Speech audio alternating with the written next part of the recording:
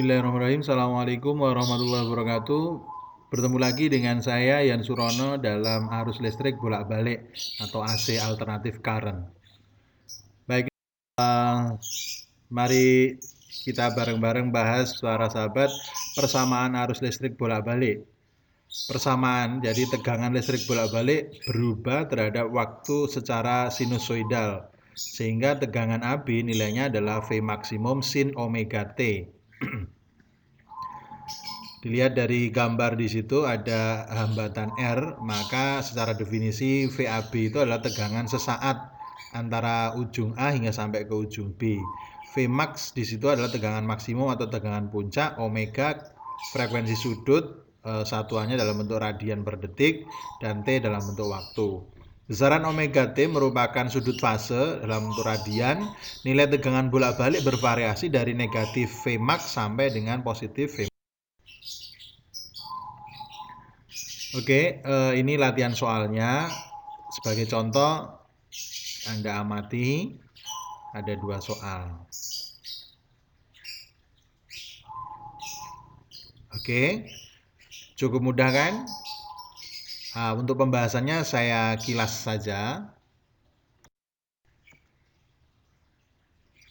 Ketika sumber tegangan dihubungkan dengan rangkaian luar atau arus listrik bolak-balik akan mengalir pada rangkaian, yaitu I nilainya adalah I max sin omega T, dengan I adalah arus sesaat, IM itulah arus maksimum, omega frekuensi sudut, dan T adalah waktu. Sehingga nilai arus listriknya bervariasi dari negatif I, IM sampai dengan plus I. Baiklah, secara grafik tegangan dan arus bolak-balik kita dapatkan yang merah itu adalah tegangannya, sedangkan yang warna hijau agak ke biru ini adalah arusnya. Sehingga berkisaran seperti itu. Kisaran. Oke, nilai RMS atau nilai efektif arus dan tegangan listrik pada rangkaian arus bolak-balik selalu berubah secara periodik. Sehingga timbul pertanyaan, nilai apa yang terukur jika mengukur alat arus bolak-balik menggunakan ampere meter AC?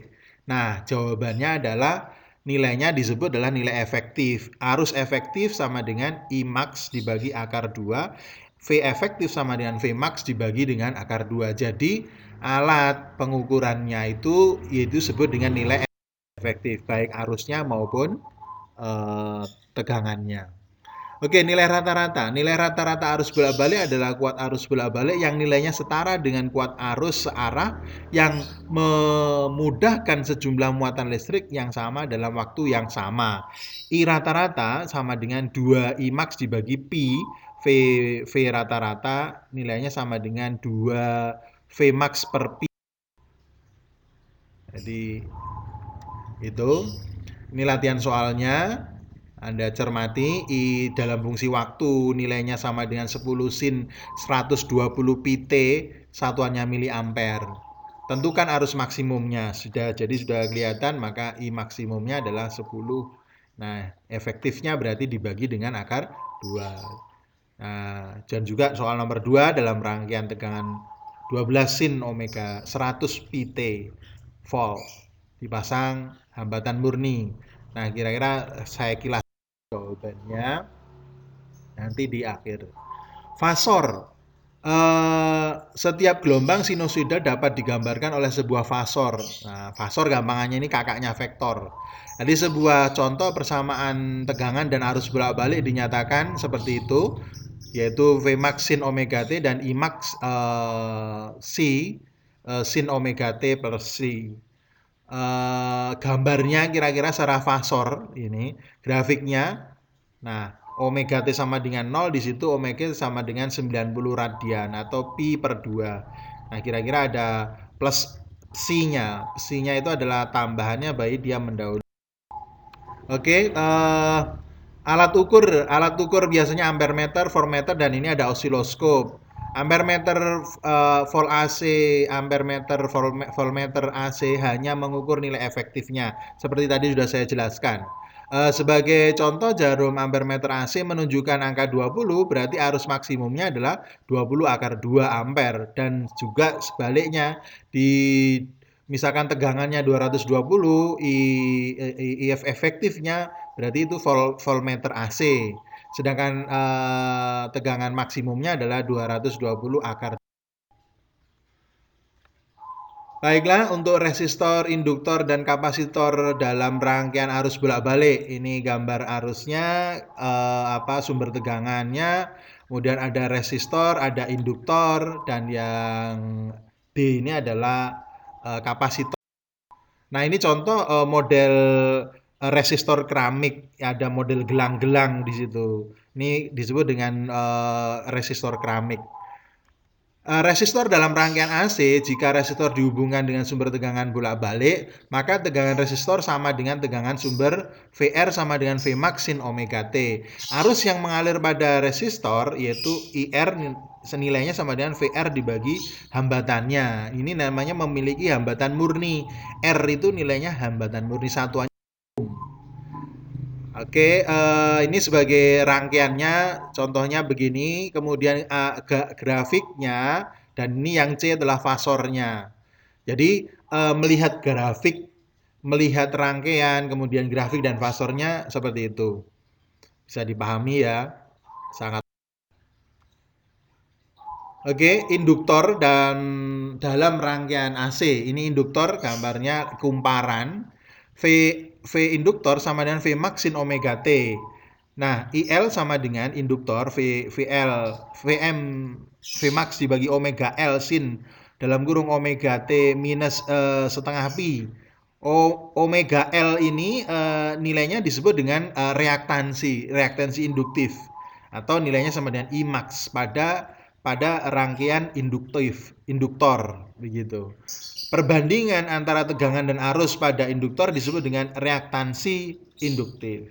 Nah, XL simbolnya, nilainya sama dengan Vmax dibagi dengan Imax. Nilainya sama dengan omega dikalikan I-nya. Baiklah, ini gambarnya, gambar rangkaian listriknya yang menggunakan induktor. Kemudian ini yang B itu adalah grafiknya. Nah, terjadi selisih, perbedaan karena terjadi fasenya yang berbeda. Sehingga ini terjadi mengalami beda fase senilai 90 derajat atau setengah pi. Nah, ini fasornya. Fasornya membentuk arah siku-siku. Oke, berikutnya pada kapasitor. Nah, ini contoh kapasitornya. Kapasitornya bahwa tegangan kapasitor nilainya Vmax sin omega T, atau bisa didefinisikan IC sama dengan omega C. Ini kapasitansi kapasitor, Vmax-nya sin omega T plus setengah pi. Baiklah, perbandingan antara tegangan dan arus pada kapasitor disebut dengan reaktansi kapasitif. Xc sama dengan Vmax dibagi Imax atau sama dengan 1/, omega C. Di sini harus pahami, di sini ada Xc nilainya adalah reaktansi kapasitifnya, omega nilainya kecepatan sudutnya, dan C adalah kapasitansi kapasitor. Oke, ini gambar grafik secara rangkaiannya yang A, sedangkan yang B itu adalah grafiknya, sedangkan yang C. Nah, fasornya terjadi perbedaan. Selisihnya kalau tadi minus yang punyanya induktor itu min setengah pi, sedangkan ini min plus setengah pi. Sehingga bisa dilihat. Ini contoh rangkaian-rangkaiannya, rangkaian AC RLC. Jadi ini dirangkai secara seri, rangkaian hambatan, ada rangkaiannya induktor, dan ada rangkaiannya kapasitor, disusun secara serial. Baiklah, ini rangkaian secara grafik, gambar RLC dirangkai secara seri. Dan untuk kasus ini kita tidak membahas secara paralel, karena kalau di paralel akan menjadi arahnya ke filter nanti.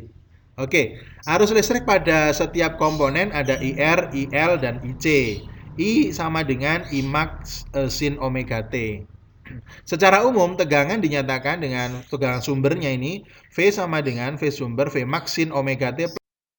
Tentunya di gambar A itu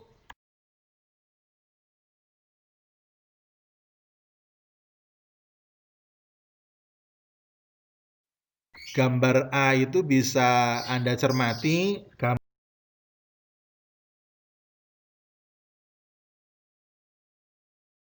itu yang rangkaian sifatnya bersifat induktif, sedangkan ini kapasitif. Yang C, yang ini disebut proses terjadinya resonansi, yaitu terjadi jika tegangan induktif sama dengan tegangan kapasitif, sehingga bernilai sama, mengenolkan, sehingga nilainya itu nanti sama dengan punyaannya resistor murni. Nah, berikutnya ada impedansi. Nah, impedansi pada rangkaian AC ini perbandingan antara tegangan dan arus disebut dengan impedansi atau hambatan total. Dengan demikian impedansi pada resistor tidak lain adalah resistansi resistor tersebut. Pada induktor impedansinya sama dengan reaktansi kapasitif, sedangkan reaksi induktif, sedangkan pada kapasitornya impedansinya adalah XC-nya. Baiklah, secara hitung-hitungan, secara matematis, kalau kita lihat impedansinya jadinya itu tadi, bahwa akar dari R kuadrat ditambah XL min XC kuadrat ini bersifat induktif, karena VL-nya lebih gede. Nah, ini bersifat induktif. Sedangkan yang B itu berupa sudutnya. Psinya kira-kira XL dikurangi dengan XC, dibagi dengan XR-nya. Ini berarti R murni. Nah, kalau terjadi resonansi tentunya XL sama dengan XC. Ya. Oke, sebagai contoh soal bisa Anda cermati soal nomor 1, rangkaian RLC, R-nya 8, ini XL-nya 9, XC-nya sama dengan 3. Berarti rangkaian ini tegangan efektifnya 220 volt, tentukan. Nah, ini sebetulnya cara triknya sederhana. 8 kuadrat itu 9 dikurangi 3, ya kan? Menjadi 6 dikuadratkan. Berarti kan bentuk triple Pitagorasnya 8, 6, maka jawabannya 10. Berarti impedansinya itu jelas ketemu, yaitu nilainya 10. Itu triknya. Oke, bisa dipahami, sangat mudah di soal-soal resonansi listrik. Nah, karena tadi tegangannya induktif sama dengan tegangannya kapasitif, efeknya, akibatnya, maka reaktansi induktif sama dengan reaktansi kapasitif. Sehingga impedansi terjadi proses resonansi nilainya sama dengan reaktansi murni, reaktansi resistornya.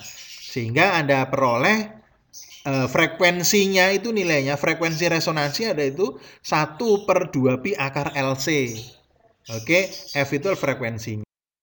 Oke, itu untuk impedansi. Sebagai contoh soal ini sangat mudah, frekuensi ini tinggal dilirik saja, bisa Anda pahami. LC-nya seri, maka 10⁻³ Hz, kapasitasnya 1 mikrofarad. Berarti 1 kali 10⁻⁻⁶. Hambatan nilai yang paling sangat kecil atau diabaikan, tentukan induktansi diri. Nah, ini sehingga kira-kira Anda sudah bisa jawabnya. Oke, materi yang terakhir yaitu daya pada rangkaian AC. Pada rangkaian AC RLC seri, tegangan dan arus secara umum memiliki beda fase psi. Maka Anda peroleh P-nya, powernya atau dayanya itu nilainya adalah sama dengan cos psi. Nilainya sama dengan tegangan murni dibagi dengan sumber atau resistornya dibagi dengan impedansi. Oke, sebagai contoh soal di sini ada rangkaian RLC seri dihubungkan dengan sumber tegangan 50 akar 2 sin 50 T. Berarti Anda sudah bisa mendefinisikan 50 akar 2-nya di sini adalah Vmax-nya, V maksimumnya. Resistornya 500, induktasinya 56 Henry. Oke, soal nomor 2 Anda cermati. Selamat mengerjakan. Oke, jadi kesimpulannya untuk rangkaian RLC pada siang hari ini, arus listrik bolak-balik atau alternatif current bersifat resistif, induktif, kapasitif, pada rangkaian RLC seperti itu, maka impedansinya sudah bisa dituliskan, Z-nya sama dengan R, Z-nya sama dengan XL, Z-nya untuk kapasitif bersifat XC. Maka impedansi secara umum pada rangkaian RLC yaitu akar dari R kuadrat plus XL min XC di kuadrat. Nah, ini kuisnya, silahkan dicermati dan dikerjakan tentunya. Nah, ini sebetulnya kalau Anda mulai paham bisa tinggal dilirik saja. 50 toh. Di situ ada 160 dengan 40.